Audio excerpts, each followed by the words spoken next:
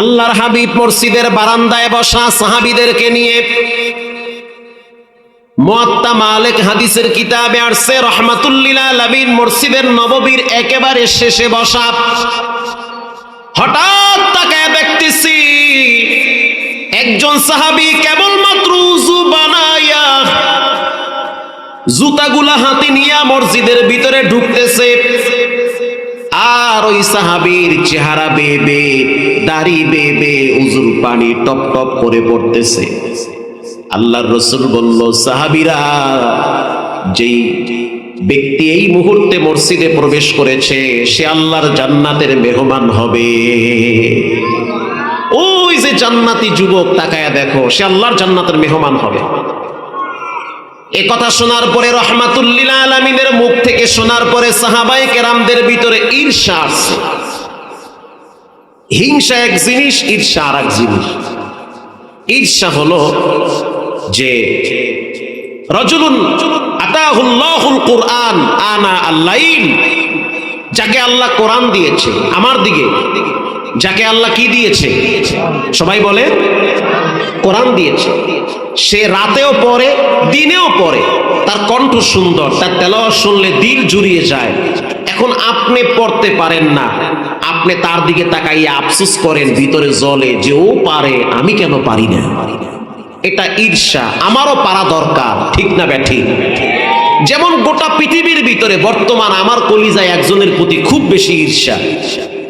সেই ব্যক্তিটা হলো বর্তমান বাইতুল্লাহর একজন পাওয়ারফুল ইমাম, একেবারে অল্প বয়সী ইমাম, যার নাম হলো শায়েখ ইয়াসিদ দুসারি। পাতলা মানুষ, চেহারা সুন্দর, সে বাইতুল্লাহর ইমাম, বাইতুল্লাহ খুতবা দেয়। সরকারের বিরুদ্ধে একবারে কি জনে বলছিল, তাকে ইমামতির থেকে চাকরিচ্যুত করেছে। পরে আবার সুদাইসি সাহেব অনেক তদবির করে তাকে আবার চাকরিতে বহাল রাখছে।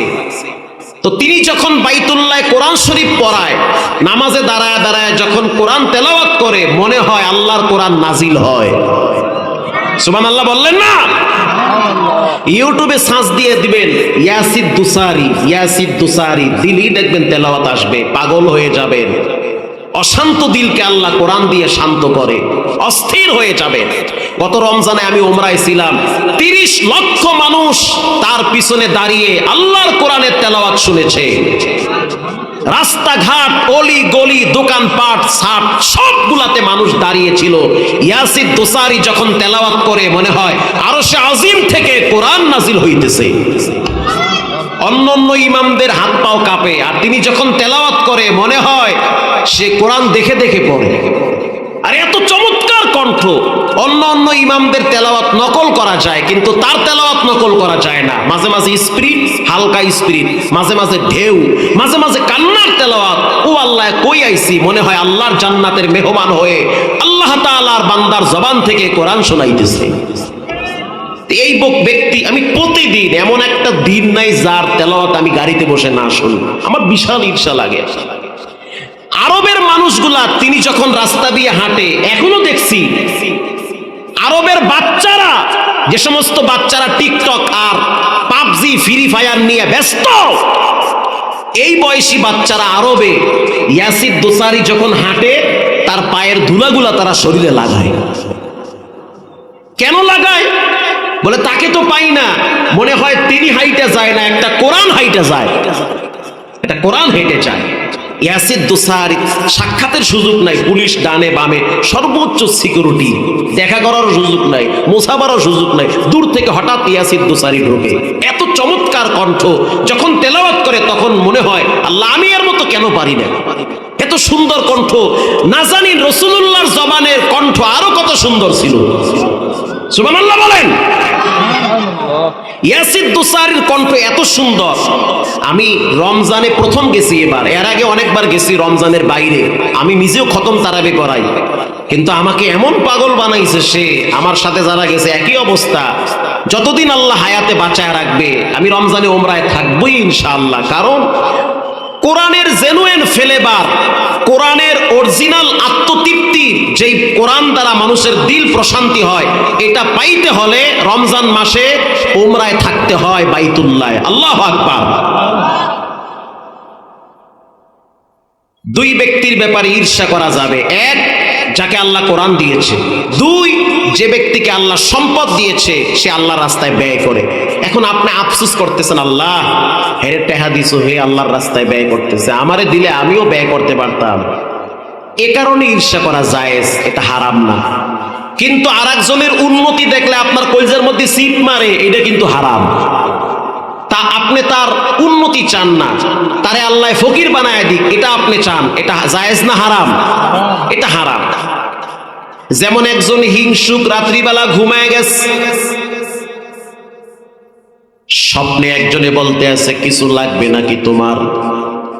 গরিব মানুষ কিন্তু হিংসুক, বলে হ্যাঁ আমার লাগবে কিছু, তবে তুমি কে? বলে আমি হলাম জিনের সর্দার। আল্লাহ কই কি জিনের সর্দার? কয় হ। আসল না আইয়া পড়ছে, আল্লাহ আমাকে অনেক শক্তি দিছে, তোমার কি লাগবে বলো।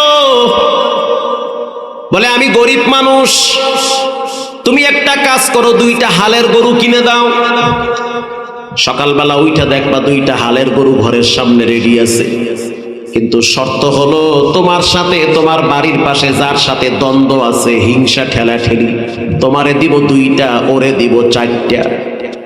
দরকার নাই গরু আমার, বাদ দাও। আমারে দেবা 2টা, হেরা দেবা 4টা। হেডটা দেখলে তো আমার কলজা জ্বলে, কারণ আমি তো হিংসুক।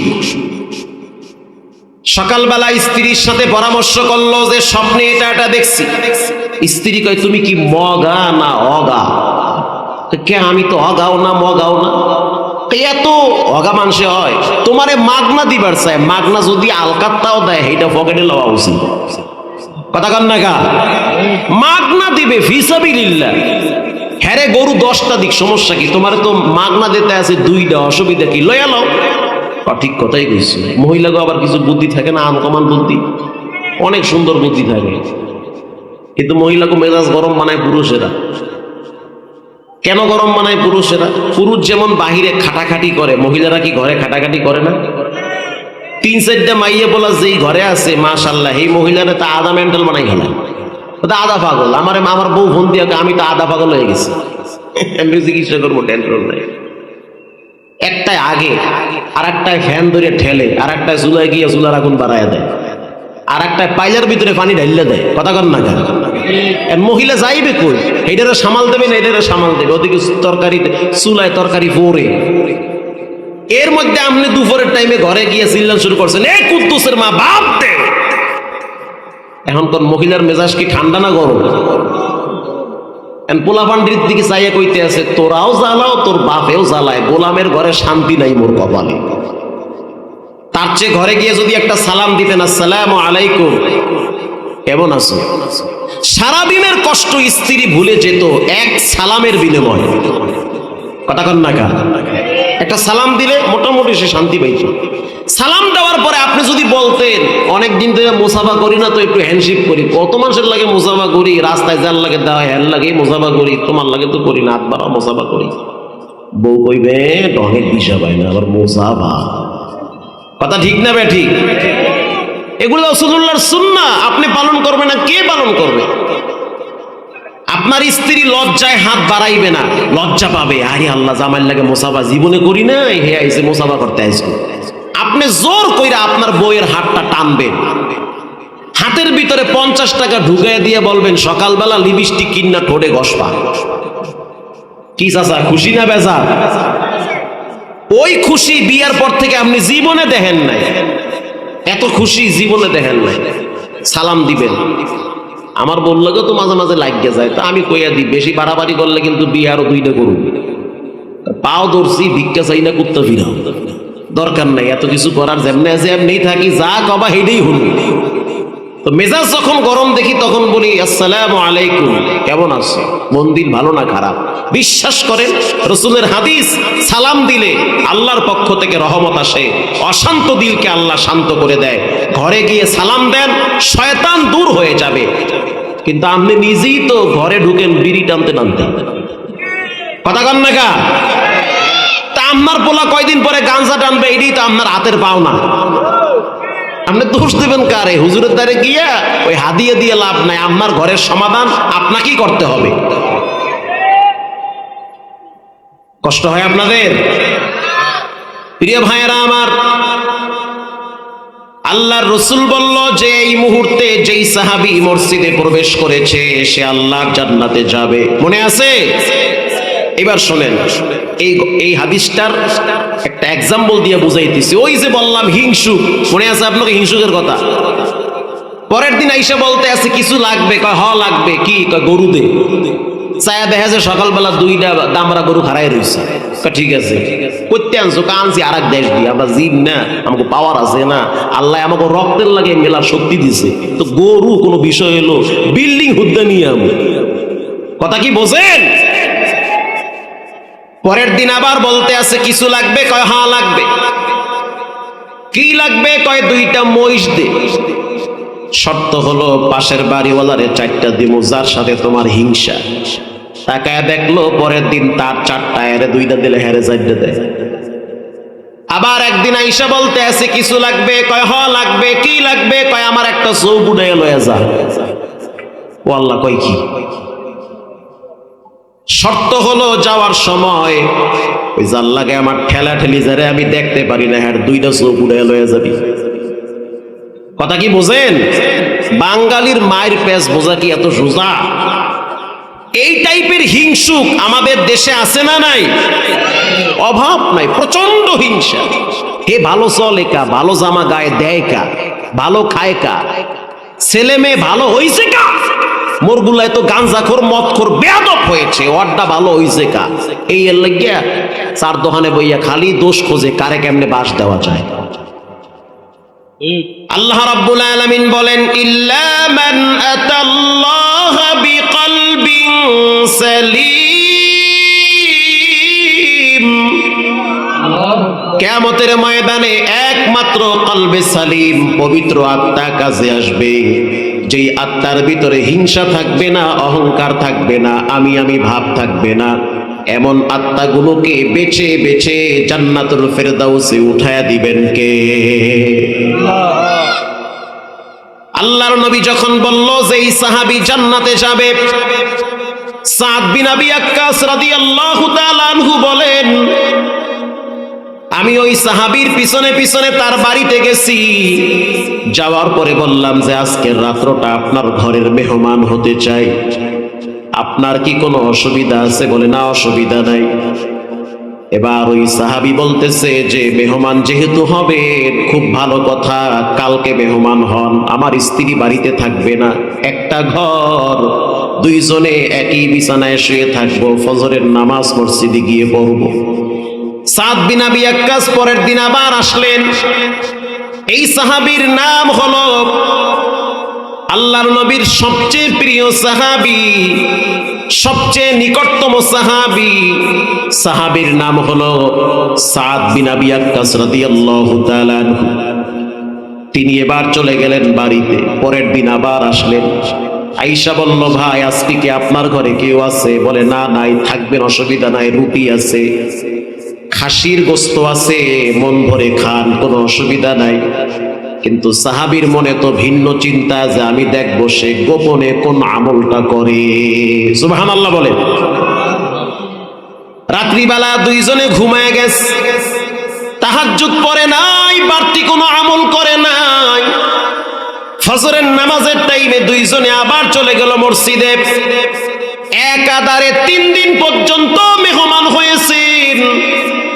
এরপরে ইশারের নামাজের পরে মসজিদের বারান্দায় রাসূলের প্রিয় সাহাবী সাদ বিন আবি ওয়াক্কাস ওই সাহাবীকে বলল যে ভাই সত্য করে বলেন আপনার গোপন কি আমল আছে? এবার ওই সাহাবী বলতে আছে যে যা কিছু দেখলা এটার ভিতরেই তো আমি জীবন চালাই, 5 ওয়াক্ত সালাত আদায় করি, কারো হক নষ্ট করি না, নবীর সুন্নাহ মোতাবেক জীবন চালাই, বাড়তি আমল করার সুযোগ পাই না, কারণ আমি তো একজন কর্মজীবী মানুষ। আল্লাহর নবীর মুখে শুনছি তুমি নাকি জান্নাতের মেহমান হবে, বলো তোমার ভিন্ন কোনো আমল আছে কিনা? ওই সাহাবী বলতে আছে, ও নবীর সাহাবী সাদ বিন আবি ওয়াক্কাস, আমার দিল বলতে আছে আল্লাহর জাত ও সিফাতের শপথ, আমার কলিজার ভিতরে কোনো মানুষের প্রতি বিন্দু পরিমাণ কোনো হিংসা নাই। কারো প্রতি কোনো বিদ্বেষ নাই, যে আমার শত্রু সে আমার কাছে নিরাপদ থাকে। আল্লাহু আকবার বলেন। যে আমার জীবনের দুশ্মন তারও আমি কল্যাণ চাই, আমি চাই না সে বিপদে পড়ুক, কারণ তারও রব একজন, তিনি হলেন কে? তাহলে কিয়ামতের ময়দানে পবিত্র আত্মা কাজে আসবে। এই জন্য প্রত্যেকেই দিল পরিষ্কার করেন, যতক্ষণ বয়ান শুনবেন শুনতে হবে একজনের জন্য, তিনি হলেন কে? এরকম একটি সূরা আছে, সূরার নাম হলো সূরা মাউন। এই সূরাটার ভিতরে 7টি আয়াত রয়েছে। 3টি আয়াত নাজিল হয়েছে মুনাফিকদের ব্যাপারে, বাকি 4টা আয়াত নাজিল হয়েছে কাফেরদের ব্যাপারে। ইসলামের প্রাথমিক যুগে এই সূরাটা নাজিল হয়েছিল। আর আইতাল্লাযী ইউকাযযিবু বিদ্দীন, এই সূরাটার প্রত্যেক আয়াতের শেষে হলো নুন, শুধু একটি আয়াতের লাস্টে হলো মিম। এই সূরাটার ভিতরে প্রায় 147টা হরফ রয়েছে। এই সূরাটা রাহমাতুল লিল আলামিন প্রায় নামাজে তেলাওয়াত করতেন। মানুষের কিছু ক্যারেক্টার সম্পর্কে এই সূরায় আলোচনা হয়েছে, মানুষের কিছু দোষ সম্পর্কে এই সূরায় নসিহত হয়েছে। এই সূরাটা যেই সময় নাজিল হয়, প্রেক্ষাপটটা আপনাদেরকে একটু শোনাই, কষ্ট হবে। এই সূরাটা নাজিল হওয়ার আগে আগে একদিন জোহরের নামাজের টাইমে আল্লাহর নবী খানায় কাবার চত্বরে যাইতেছে হাইটা হাইটা। ইন্দিমিন টাইমে তাকায় দেখতে আছেন মাকামে ইব্রাহিমের পাশে এক ছোট্ট বাচ্চা দাঁড়ায় দাঁড়ায় কান্দে। তাফসীরে আসছে, আল্লাহর নবী প্রশ্ন করলেন, মা ইবুকিকা ইয়া শাবাব, কি হয়েছে যুবক, কেন কাঁদো? এবার যুবক বলতেছে, ইয়া নবী আল্লাহ, আমার বয়স একেবারেই কম, মাত্র 12 থেকে 14 বছর হবে। এখানে দাঁড়ায় দাঁড়ায় কারণ কি? সেই বালক বলতেছে, গো আল্লাহর নবী, আমার বাবা দুনিয়া থেকে বিদায় হয়ে গেছে, আমার মাও দুনিয়া থেকে বিদায় হয়ে গেছে, 2-3টা ভাই বোন রেখে তারা কবরের যাত্রী হয়ে গেছে। আর আমাদের সম্পদগুলো আপনার চাচা আবু জেহেল দখল করে রেখেছে, ঘাড় ধাক্কা দিয়া আমাদেরকে ঘর থেকে তাড়ায়া দিছে। এখন আমরা কার কাছে যাব? কোথায় আমাদের আশ্রয়? মাথা গোজার কোনো ঠাঁই আমাদের নাই। আল্লাহর রাসূল বলতে আছে, তাহলে চলো তোমাদেরকে নিয়ে আমি আবু জেহেলের বাড়ির সামনে যাব। এবার এই বাচ্চাটারে নিয়ে রাহমাতুল লিল আলামিন আবু জেহেলের বাড়ির সামনে গেল। যাওয়ার পরে রাসূলুল্লাহ তাকে বয়ান করলো, চাচা,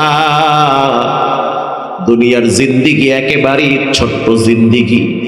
বাবার আগে ছেলে বিদায় হয়, ছেলের আগে বাবা বিদায় হয়, মৃত্যুবরণ করা লাগবে। যেই মাটির সম্পদ আপনি নিজে দখল করেছেন, ওই মাটির নিচে আপনাকে একদিন যাওয়া লাগবে। আল্লাহু আকবার! কি চমৎকার রাসূলের বয়ান! ও চাচা, কার সম্পদ গ্রাস করেছেন? এই যুবকের তো মা নাই, বাপ নাই, কি কারণে তার সম্পদগুলো আপনি আত্মসাৎ করেছেন? ইয়াকুলুনা ফি বুতুনিহিম নারা, কেউ যদি এতিমের সম্পদ পেটে ঢুকায়, আল্লাহ বলেন সে সম্পদ পেটে ঢুকায় নাই, বরং জাহান্নামের আগুন পেটে ঢুকাইছে। এই বয়ান যখন রাসূলুল্লাহ তার চাচা আবু জেহেলকে করলো, আবু জেহেল খুব রাগ করলো, প্রচন্ড ক্ষিপ্ত হয়ে গেল। আল্লাহর রাসূল বলতেছে, চাচা, এমন একটা দিন আসবে যেই দিন সবাইকে উলঙ্গ থাকা লাগবে। সেই দিনটা হবে কিয়ামতের দিন। সূর্য মাথার উপরে চলে আসবে গো চাচা, পায়ের নিচে থাকবে জমিন তামার, মানুষের শরীরের ঘাম বায়া বায়া বায়া বায়া নিচে পড়বে। কারো ঘাম হাঁটু পর্যন্ত আসবে, কারো ঘাম কোমর পর্যন্ত আসবে। কানা মিকদারুহু 50 আলফ সানাতিন মিম্মা তাউদ্দুন, 50,000 বছর চাচা দাঁড়ায় থাকা লাগবে কিয়ামতের ময়দানে। ওই দিন জাহান্নামের দরওয়াজা আল্লাহ খুলে দিবে। আল্লাহু আকবার! জাহান্নাম সেই দিন বলবে হাল মিন মাজিদ, হাল মিন মাজিদ। আল্লাহ ক্ষুধা লাগছে, সুদখোর ঘুষখোর বেনামাজি গুলারে আমার পেটে ঢুকাইয়া দেন। বলেন নাউজুবিল্লাহ। জাহান্নামের জবান খুলে যাবে, সেটা আল্লাহ কোরআনে উল্লেখ করেছেন। জাহান্নাম সেদিন গর্জন দিয়ে বলবে আমার পেটের ভিতরে খিদা লাগছে, খাবার দেন। আপনার অবাধ্য বান্দাগুলারে আমার পেটে দিয়ে দেন। 70,000 ফেরেশতারা জাহান্নামের পায়ে শিকল লাগায় রাখবে। এক একটা ফেরেশতার গোড়ায় 70,000 ফেরেশতারা আরো থাকবে। ও নওগাঁর মুসলমান শুনে নেন, সেই দিনটা কিন্তু বেশি দূরে নয়। আল্লাহর রাসূল বলেন মানুষের প্রথম কিয়ামত শুরু হয় কবরে যাওয়ার পরে। আল্লাহু আকবার। প্রথম কিয়ামত মরার পরে। কি পরিমাণ ফিডার, কি পরিমাণ শাস্তি কবরে, একমাত্র যারা আমল আর ঈমানহীন কবরে যাবে তারাই বুঝবে। প্রিয় ভাইয়েরা আমার, আল্লাহর নবী যখন এই নসিহত করলেন, ভয় দেখাইলেন, কিয়ামতের কঠিন অবস্থা সম্পর্কে বুঝাইলেন, অনুরোধ করে আবু জেহেলকে বুঝাইছেন, কিন্তু আবু জেহেল কর্ণপাত করে নাই, কথায় কান দেয় নাই। আবু জেহেল এবার বলতে আছে কিয়ামতের ময়দান আমি বিশ্বাস করি না।